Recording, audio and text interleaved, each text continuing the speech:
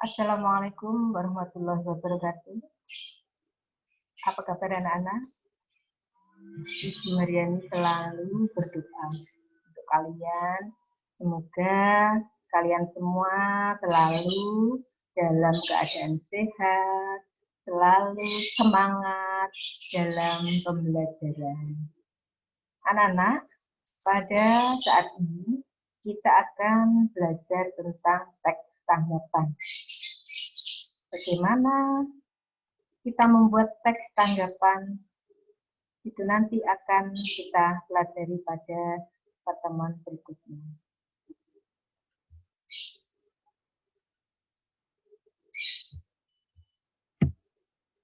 Nah, apa nama teks tanggapan itu? Di sini yang difokuskan adalah teks tanggapan kritis. Teks tanggapan kritis adalah teks yang berisi penyampaian tanggapan mengenai suatu peristiwa, fenomena, isu, atau hal lainnya dengan analisis yang mendalam dari berbagai sudut pandang. Tentang apa? Tentang peristiwa. Nah, misalnya baru-baru ini kita mendengar satu berita, yaitu peristiwa tentang seorang anak berumur 9 tahun, Rangga namanya, yang meninggal dalam tebasan samurai seorang residivis. Residivis ini ingin mengganggu ibunya, dan dia sebagai seorang anak dan merasa laki-laki ingin sekali melindungi ibunya. Berusaha sekuat tenaga sampai akhirnya ternyata nyawanya melayang di ujung samurai residivis itu. Innalillahi wa inna ilaihi raji'un.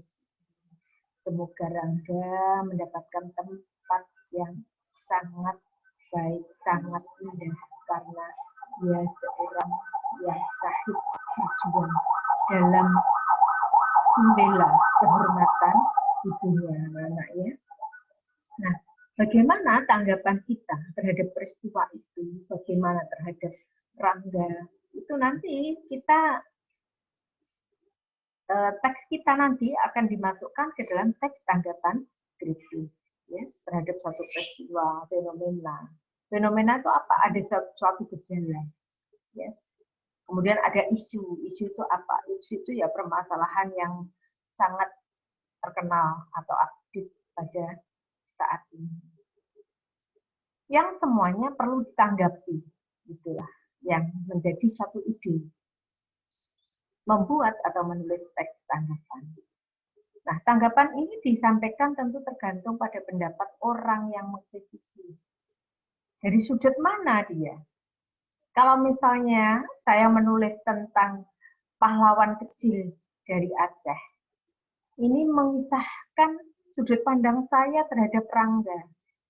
Saya mengisahkan bagaimana seorang anak yang begitu tegarnya, begitu getolnya dalam berjuang seolah dia adalah sebagai seorang superhero dalam menyelamatkan ibunya. Ini dari sudut pandang saya sebagai pengamat terhadap tokoh Rangga. Sangat setuju tentunya. Dan kalau yang dipandang adalah residivisnya, tentunya tanggapannya adalah kritis, ya, kritis terhadap residivis. Nah, ciri-cirinya apa, anak-anak? Cirinya, teks tanggapan kritis ini berfungsi agar kita dapat lebih mengenali apakah teks yang kita baca itu merupakan teks tanggapan kritis atau bukan. Jika suatu teks memiliki semua ciri teks tanggapan kritis, maka dapat dikatakan bahwa teks tersebut adalah sebuah teks tanggapan kritis. Nah, cirinya apa? Ada tanggapannya terhadap fenomena atau peristiwa yang terjadi. Nah, strukturnya bagaimana? Strukturnya ada evaluasi, deskripsi teks, dan penegasan atau simpulan. Kemudian adanya kaidah kebahasaan. Ya tentu karena semua teks itu menggunakan bahasa, tentu harus mengikuti kaidah kebahasaan.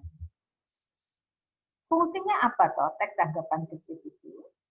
Dalam konteks sosial, ya, berfungsi sebagai kepedulian kita terhadap lingkungan dan menanggapi kebiasaan secara kritis permasalahan di sekitar tempat tinggal kita. Inilah, kita harus terbiasa mengkritisi suatu keadaan, jangan hanya alah sudah urusan pemerintah, alah sudah urusannya orang-orang yang ada di atas. Jangan punya pikiran semacam itu. Jadi orang kritislah terhadap suatu kondisi. Tidak apa-apa. Kalian dikatakan sebagai orang yang nyinyir. Nyinyir kalau misalnya memang tujuannya baik, itu nanti akan diperhatikan. Bayangkan saja, seandainya suatu peristiwa itu dibiarkan saja, tidak ada yang mengkritisi, tidak ada yang mengolok-olok, tentu dianggapnya nyaman-nyaman saja, aman-aman saja, dan akan diulangi lagi perbuatan-perbuatan atau peristiwa-peristiwa yang negatif tersebut. Perlu anak-anaknya, jadi fungsi sosialnya selalu diharapkan. Jadi makanya kalau kita membaca berita-berita, itu sering kita mendengarkan bagaimana kritisnya para pengamat-pengamat, baik itu masalah politik, pengamat ekonomi, itu kritis sekali. Acara-acara yang mengkritisi itu sering apa? ILC, ya kan? Indonesian Law Club. Di situ kan banyak kritikus yang memberikan kritikan terhadap fenomena atau permasalahan-permasalahan yang terjadi di masyarakat anak-anaknya. Sangat berfungsi. Karena tidak ada kritikan, tidak akan maju. Kita akan berubah kalau ada kritikan. Suatu masalah kalau dikritik akan diubah, ya kan? Bayangkan seandainya kemarin undang-undang cipta kerja misalnya, tidak ada yang demo, tidak ada yang mengkritisi, aman-aman saja, dijalankan saja. Akhirnya nanti yang terkena dampaknya siapa? Misalnya orang-orang yang sangat rendah, ya, rendah dalam arti apa? Posisinya itu akan semakin terjepit misalnya. Jadi kalau itu dibiarkan saja akan semacam itu jadinya. Jadi memang harus ada pengamat-pengamat kritikus itu memang harus ada. Ya. Tujuannya apa toh teks tanggapan itu? Tujuannya untuk memilih satu pernyataan karena pada teks tanggapan kritis berisi alasan yang mendukung dan menolak. Jadi ada tanggapan yang mendukung dan menolak. Tapi apakah harus ada dalam satu teks itu ada mendukung dan menolak? Ya tidak harus. Kalau memang dia ingin mengkritisi saja, menunjukkan kenegatifannya saja boleh. Dia berarti dia menolak dia tanggapannya. Kalau misalnya dia menyetujui terhadap suatu peristiwa atau kejadian, berarti dia menanggapi persetujuan, memberikan persetujuan. Atau bolehkah kedua-duanya? Boleh, kedua-duanya. Jadi dia dari sudut pandang yang mana? Dia dari sudut pandang yang netral. Jadi dia hanya menyampaikan ada kritikus yang menolak, ada kritikus yang menerima, dan semacam itu. Strukturnya bagaimana? Evaluasi yang pertama tadi sudah disinggung ya. Evaluasi itu apa toh? Evaluasi itu bagian pernyataan umum tentang sesuatu yang akan disampaikan. Kemudian deskripsi teksnya. Bagian kedua atau lebih jelasnya adalah bagian isi dalam teks tanggapan kritis. Bagian deskripsi teks ini memuat informasi tentang data-data dan pendapat-pendapat yang mendukung pernyataan. Jadi penggambaran, jadi digambarkan peristiwanya secara lengkap dan jelas dalam deskripsi teks ini. Kemudian penegasan ulang. Apa itu penegasan ulang? Merupakan bagian ketiga teks atau lebih jelasnya adalah bagian terakhir teks yang berisi penegasan ulang atau berisi penguatan terhadap apa yang telah dilakukan, apa yang telah diputuskan. Jadi kalau misalnya dia menulis tentang pujiannya, tanggapannya terhadap Rangga sebagai seorang pahlawan kecil, dia juga akan memberikan keputusan bahwa apa yang dilakukan Rangga itu sangat-sangat diacungi jempol. Karena dia sebagai anak yang berbakti. Nah, akhirnya doa-doa disampaikan, diberikan. Nah, ini untuk menanggapi persetujuan. Nah, ada yang menolak bagaimana residivis itu harus diperlakukan, dihukum mati juga misalnya. Nah, itu juga sama. Ya. Jadi itu dikritisi. Nah, kaidahnya apa saja? Tentu ada kalimat kompleks. Dulu sudah pernah dijelaskan tentang kalimat simpleks dan kompleks.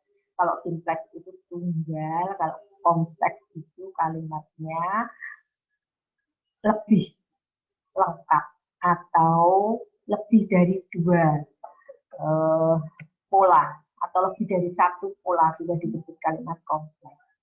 Adanya konjungsi. Nah, setiap teks tentu semua ada konjungsi anak-anak untuk menunjukkan adanya koherensi dan kohesi paragraf. Paragraf itu nyambung, paragraf itu berkembang, itu adanya konjungsi. Ada rujukan atau acuan, mengacu pada kata-kata sebelumnya. Misalnya penggunaan kata tersebut, kata itu, dalam hal ini, itu termasuk rujukan. Pilihan kata yang digunakan sesuai dengan pembuatan teks tanggapan itu sesuai dengan topiknya, saja kebahasaan. Kemudian perbedaan teks tanggapan kritis. Nah, perbedaan teks tanggapan kritis satu dengan teks yang lain itu dari aspek struktur dan aspek fitur bahasanya. Fitur bahasa teks tanggapan kritis. Teks ini bertujuan mempengaruhi, mendebat, membujuk, atau menyanggah. Ya. Jadi kalau misalnya tadi saya katakan bahwa Rangga adalah pahlawan kecil dari Aceh, ini tujuannya apa? Mempengaruhi, membujuk pembaca agar benar-benar pembaca itu ikut merasakan kasihan, merasakan bagaimana seorang anak kecil begitu heroiknya menghadapi lawannya yang lebih besar, ya, lebih kokoh misalnya. Ini tujuannya mempengaruhi pembaca. Bahasa yang digunakan mengutamakan aspek persuasif. Nah, ajakan untuk apa? Untuk mempengaruhi, untuk mendoakan Rangga, untuk menjelek-jelekan residivisnya, ya. Itu tujuannya dari teks ini. Bahasanya efektif. Efektif itu ya maknanya mudah dipahami, komunikasi. Bagian resumnya disusun secara kronologis. Jadi pada saat menggambarkan atau deskripsinya setelah evaluasi itu, peristiwanya disusun secara urutan waktu atau kronologis. Itu anak-anak. Nah, ini Ibu contohkan, ya.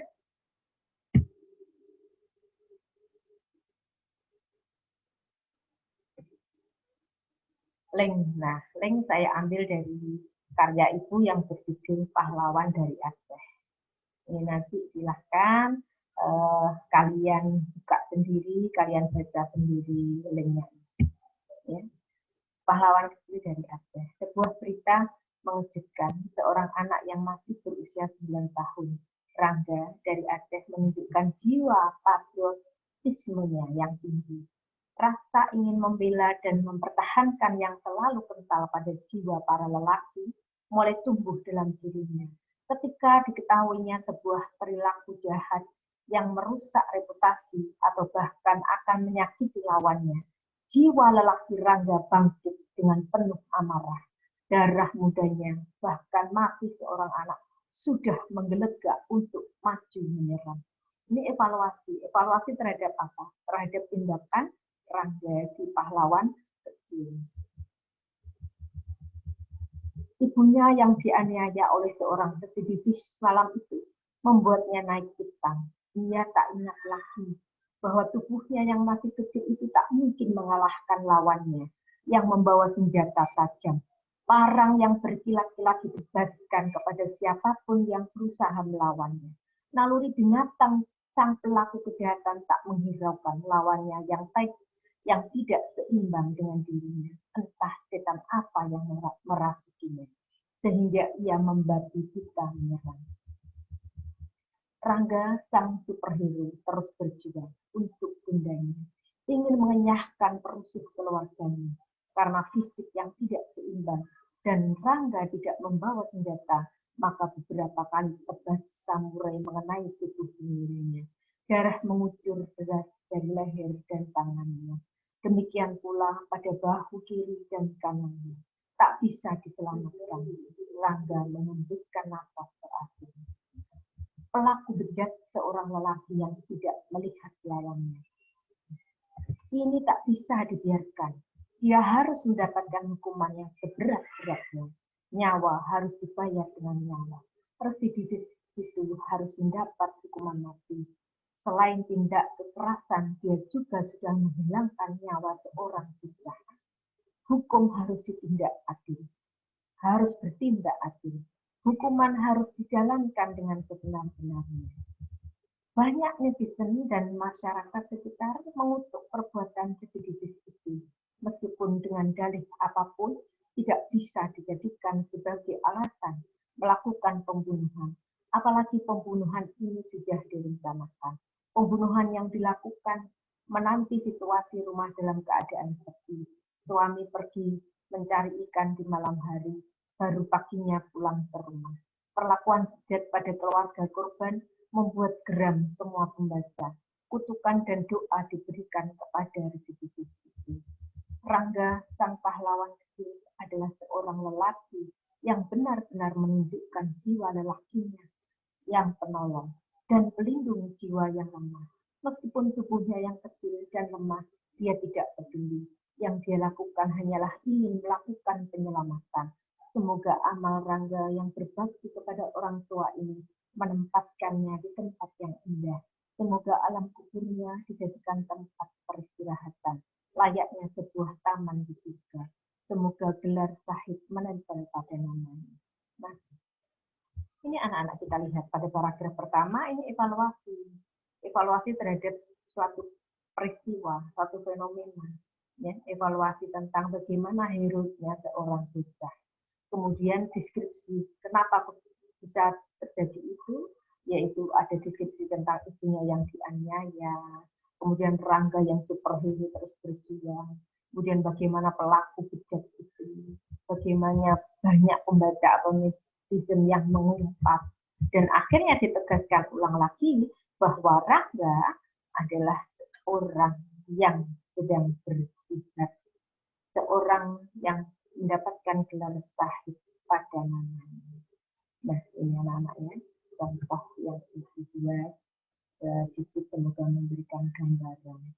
Ya, terima kasih anak-anak, itu yang dapat saya sampaikan. Silahkan video ini diputar lagi jika kalian ingin benar-benar lebih memahaminya. Ya, silahkan dipelajari dengan benar. Untuk materi-materi berikutnya akan disampaikan pada pertemuan berikutnya. Semoga apa yang dapat disampaikan ini masuk dalam daya ingat kalian di waktu yang lama, sehingga kalian bisa mempraktikkannya untuk menulis teks tanggapan. Ya. Begitu anak-anak ya yang dapat saya sampaikan. Terima kasih atas perhatiannya. Wassalamualaikum warahmatullahi wabarakatuh.